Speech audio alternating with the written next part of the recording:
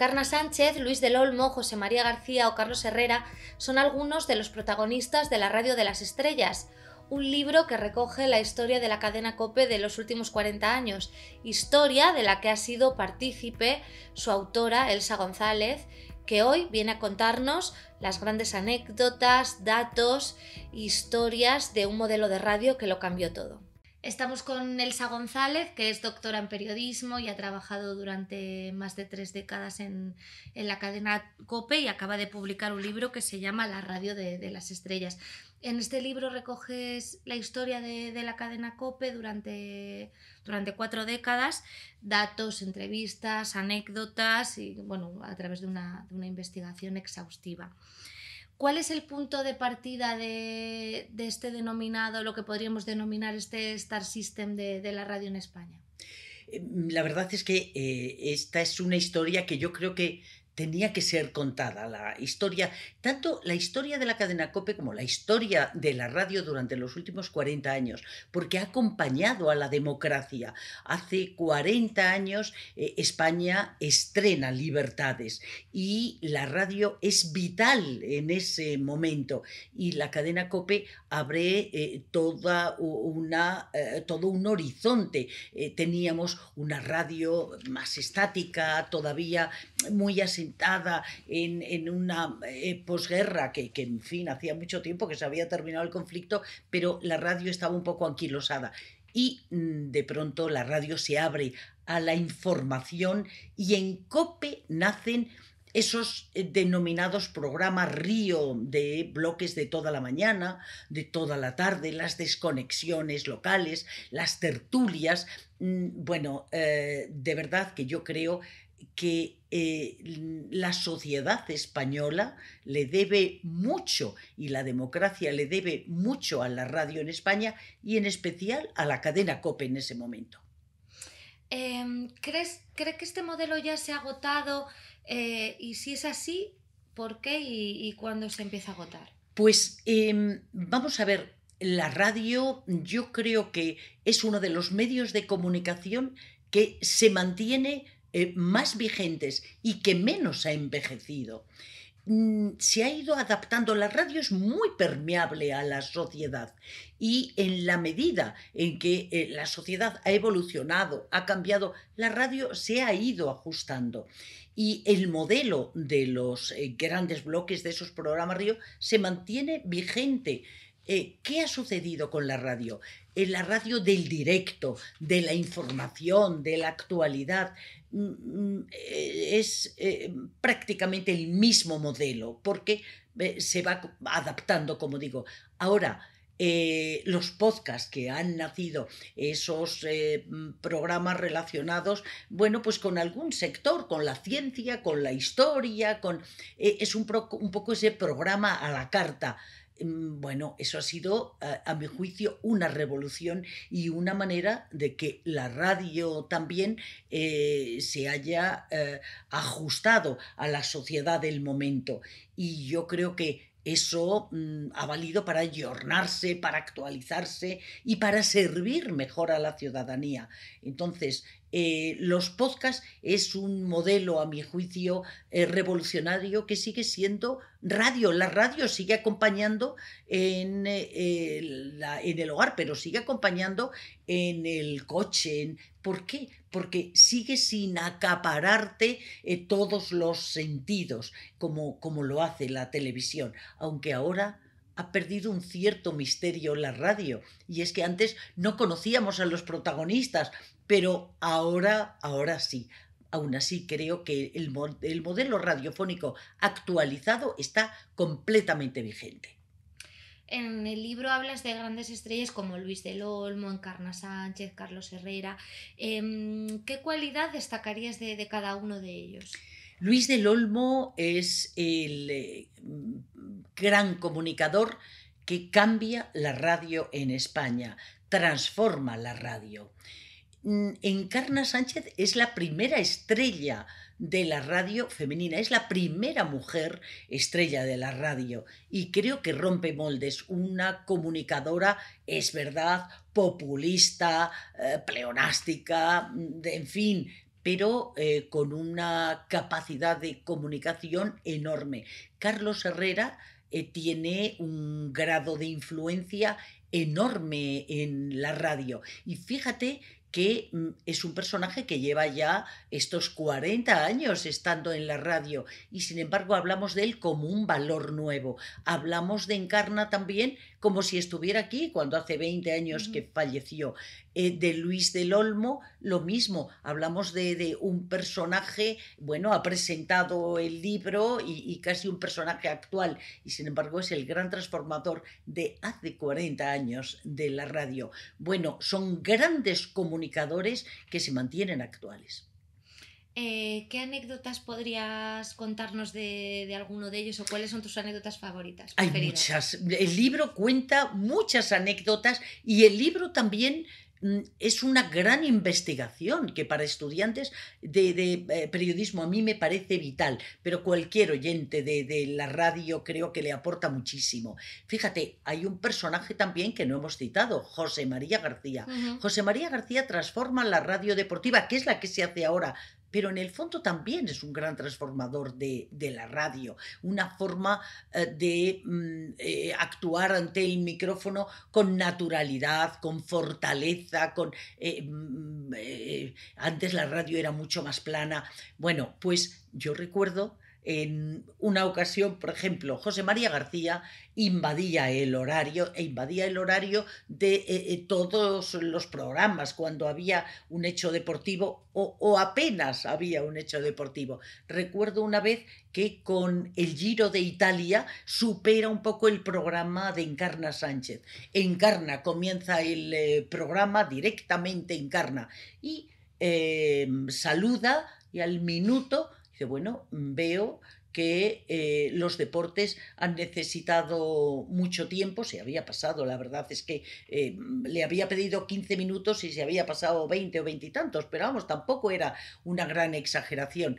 Y yo tenía aquí a ministros, a investigadoras, a tal, pero veo que los deportes lo necesitan. De nuevo, trasladamos la conexión a deportes y les damos el micrófono a ese gran equipo que ahora necesita este tiempo.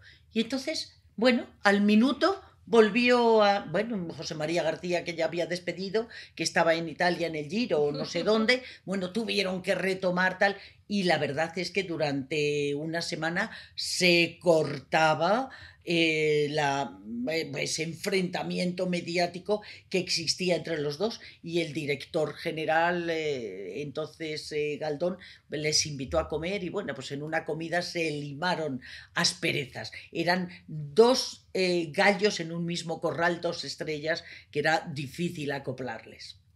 Hablando precisamente de Encarna Sánchez, ¿por qué cree que es un personaje que suscita tanto interés, tanta controversia, que es lo que comentábamos ahora? Lleva 20 años que ha fallecido y se sigue hablando cada cierto tiempo de Encarna Sánchez, de su vida personal, de las cosas que hacía en la radio. ¿Por qué es un personaje que Encarna sigue? irrumpió con mucha fortaleza, de verdad, ¿eh? En la radio española no, en la sociedad española.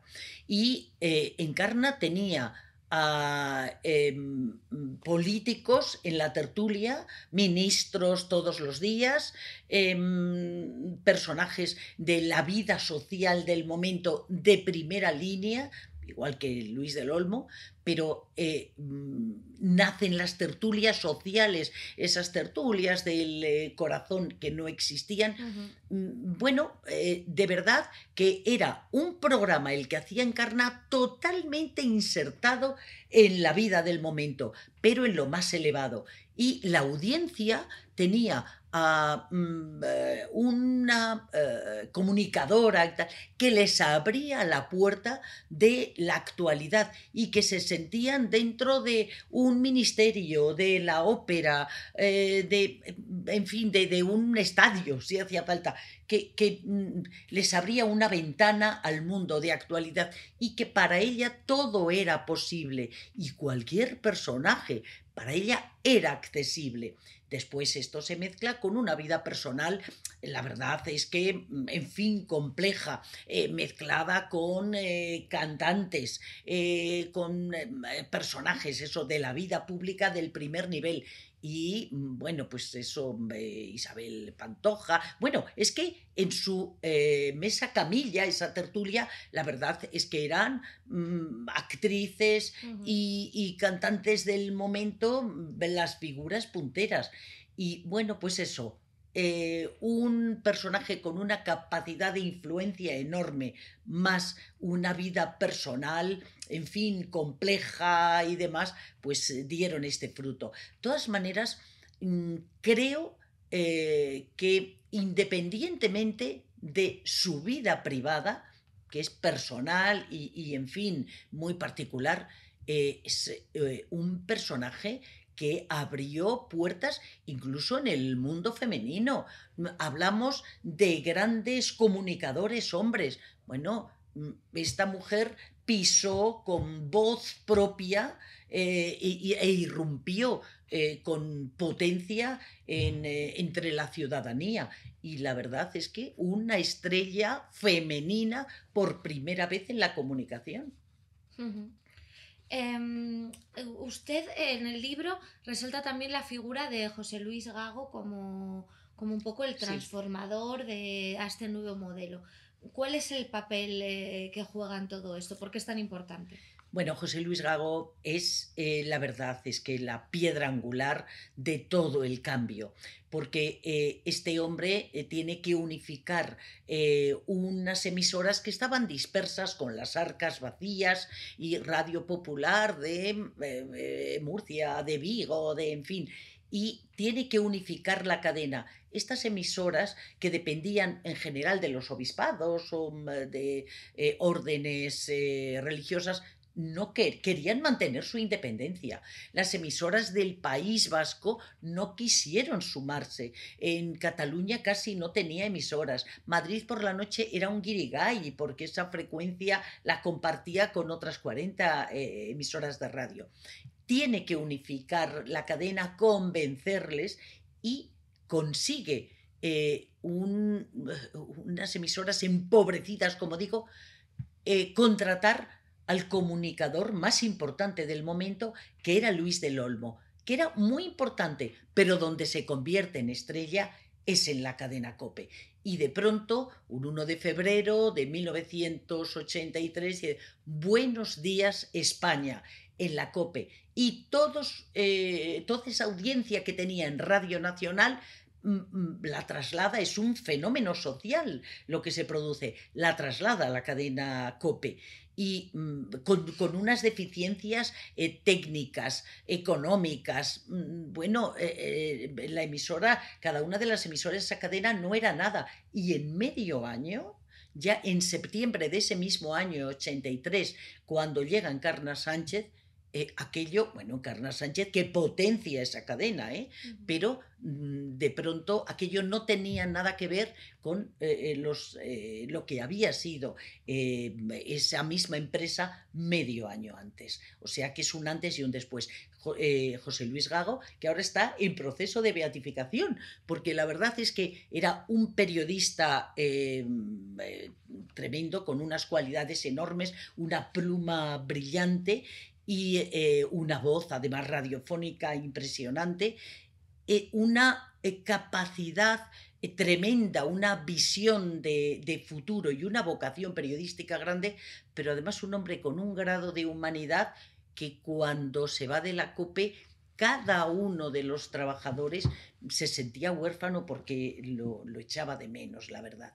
Es un personaje, por cierto, que su programación religiosa fue puntera. Por primera vez programas de ecología, programas sobre mujer, sobre migración, verdaderamente creativo, emprendedor y con una visión de futuro enorme. Acabamos de hablar hace un ratito de lo que está suponiendo la revolución del audio, que ahora estamos inmersos en él con el fenómeno podcast. Todos los grupos de comunicación están apostando muchísimo por esto. ¿Qué crees que va a pasar? ¿Cuál es el futuro del audio en España? Pues fíjate, mm, vamos a ver, la radio será como sea la sociedad del futuro y no sabemos cómo va a ser la sociedad, pero en cualquier caso yo apuesto por un futuro prometedor, ¿eh? Sin duda. Ahora mismo ves por la calle que va cualquier persona escuchando su podcast, escuchando su música, escuchando su... Y la actualidad. Creo que nunca la sociedad había demandado tanta información y aunque los medios de comunicación lo estén pasando mal desde el punto de vista económico, porque hay una crisis de modelo publicitario, o sea, de modelo económico para Mm. los medios, pero lo que es el modelo audio en sí mismo, creo que nunca ha gozado de tanta salud como en estos momentos. Bueno, pues muchas gracias, Elsa. Gracias por acompañarnos en este espacio Libros que dejan huella. Y bueno, nos gustaría para finalizar un poco que les contaras a nuestros espectadores por qué tienen que leer este libro y sobre todo las personas que nos dedicamos al periodismo y a la comunicación y también las personas que quieran saber, conocer un poquito más de la historia de la radio de nuestro país. Pues la verdad es que este libro sobre las estrellas de la COPE analiza los últimos 40 años desde el punto de vista social, político, mediático.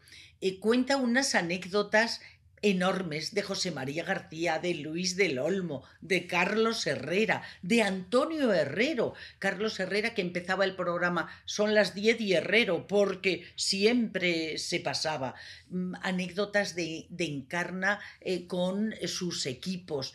La verdad es que es un libro, a mi juicio, muy ameno, para un estudiante esencial porque ofrece muchísimos datos, hay más de 60 entrevistas aquí y muchísima investigación. Y después 60 fotografías, 59 en concreto, con lo cual desvela, bueno, cómo era el despacho de Encarna, quién quiso comprar la COPE, un gran cantante del momento. Y bueno, desde luego, un libro para regalar de lo más idóneo. Pues que lo regalen estas navidades que estamos a las puertas ya. Muchas gracias, Elsa, por acompañarnos. Y a ti, Alexa, gracias.